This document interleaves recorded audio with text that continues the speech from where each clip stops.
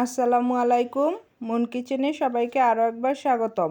আশা করি সবাই ভালো আছেন। আল্লাহর রহমতে আমিও ভালো আছি। প্রতিদিনের মতো আজকেও হাজির হয়েছি নতুন একটি রেসিপি নিয়ে। তো আমি আজকে আপনাদেরকে বানিয়ে দেখাবো চিকেন পিৎজা। তো আমি আমার চ্যানেলে আরেকটি পিৎজার রেসিপি শেয়ার করেছি। আজকে একটু ভিন্ন ধরনের পিৎজা বানাবো, চিকেন পিৎজা। কিভাবে কি করি দেখতে হলে পুরো ভিডিওটি দেখুন আর আমার সঙ্গে থাকুন। তো পিৎজা বানানোর জন্য এখানে আমি 1 কাপের মতো ময়দা নিয়েছি, দিয়ে দিয়েছি হাফ কাপ লবণ, আর দিয়েছি 2 চামচের মতো চিনি, আর দিয়ে দিয়েছি 2 চামচের মতো ইস্ট। এবার দিয়ে দিয়েছি 1 চামচের মতো ঘি। এবার সবগুলো উপকরণ আমি সুন্দর করে হাত দিয়ে মেখে নেব। এই পর্যায়ে এসে দিয়ে দিব হালকা কুসুম গরম পানি। গরম পানি দিয়ে সুন্দর একটা ডো তৈরি করে নিব। এই তো আমার ডো করা হয়ে গেছে। তো এই পর্যায়ে এসে আমি দিয়ে দিব 2 চামচের মতো সরিষার তেল। সরিষার তেলটা দিয়ে আমি ডোটাকে আধা ঘন্টার জন্য রেস্টে রেখে দেব। তো এবার চিকেনটা রেডি করে নিব। এখানে আমি বড় সাইজের 2টা চিকেন টুকরা টুকরা করে নিয়েছি।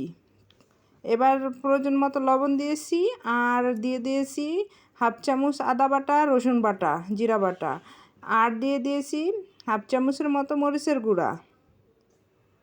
এই পর্যায়ে এসে দিয়ে দিব 1 চামচের মতো ভিনেগার। এবার আমি চিকেনটা সুন্দর করে হাত দিয়ে মেখে নেব। মেখে নেওয়া হয়ে গেলে আমি 10 মিনিটের জন্য রেস্টে রেখে দেব। একটু ভালোভাবে নেড়ে চেড়ে মেখে নিতে হবে যাতে মশলাগুলো চিকেনের সাথে মিশে যায়। তো 10 মিনিট পর এসে চিকেনটা রান্না করব। চুলায় একটি ফ্যান বসিয়ে দিয়েছি আর প্রয়োজন মতো তেল দিয়েছি। তেলটা গরম হয়ে গেছে, আমি একটি খুন্তির সাহায্যে ছড়িয়ে ছিটিয়ে দেব। এবার দিয়ে দিব সেই ম্যারিনেট করে রাখা চিকেনটা।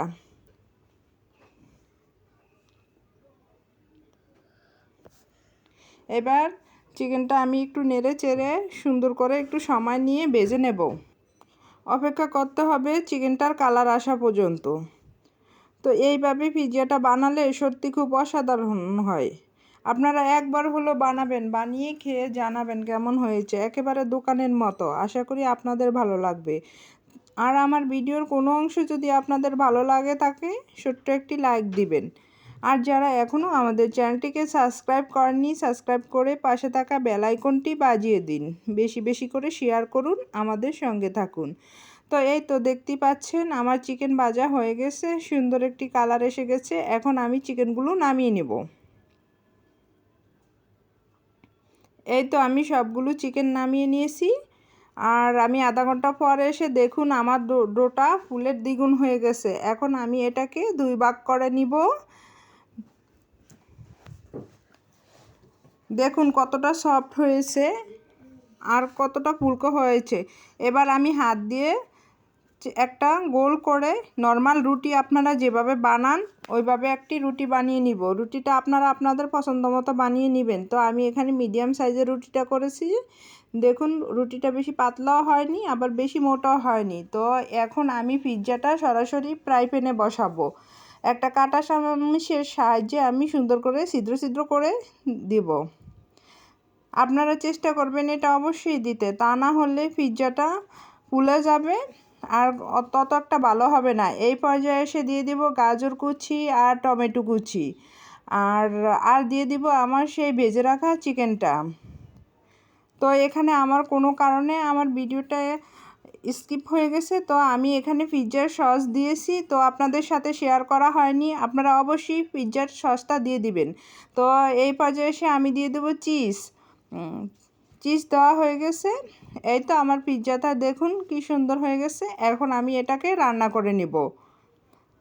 রান্না করার জন্য চুলায় চলে যাব। এই তো চুলায় লো আছে, আমি দিয়ে দিব ঢাকনা বন্ধ করে দিয়ে প্রায় 20 মিনিটের মতো আমি রান্না করে নিব। আর এখানে ছিদ্রটা আমি একটি কাগজের সাহায্যে কাগজ মুড়িয়ে বন্ধ করে দিব যাতে কোনো হাওয়া না যেতে পারে। এই তো আমার কাগজ দেওয়া হয়ে গেছে। এখন আমি পিৎজাটা রান্না করে নিব। এই তো আমার পিৎজা রান্না হয়ে গেছে। দেখুন কি সুন্দর হয়েছে, দেখতে যেরকম সুন্দর হয়েছে খেতে এর চেয়েও বেশি মজা হয়েছে। আপনারা একবার হলো ট্রাই করবেন, ট্রাই করে জানাবেন কেমন হয়েছে। তো আজ এ পর্যন্তই, সবাই ভালো থাকেন, সুস্থ থাকেন, আবার দেখা হবে নতুন কোনো রেসিপিতে। আল্লাহ হাফেজ।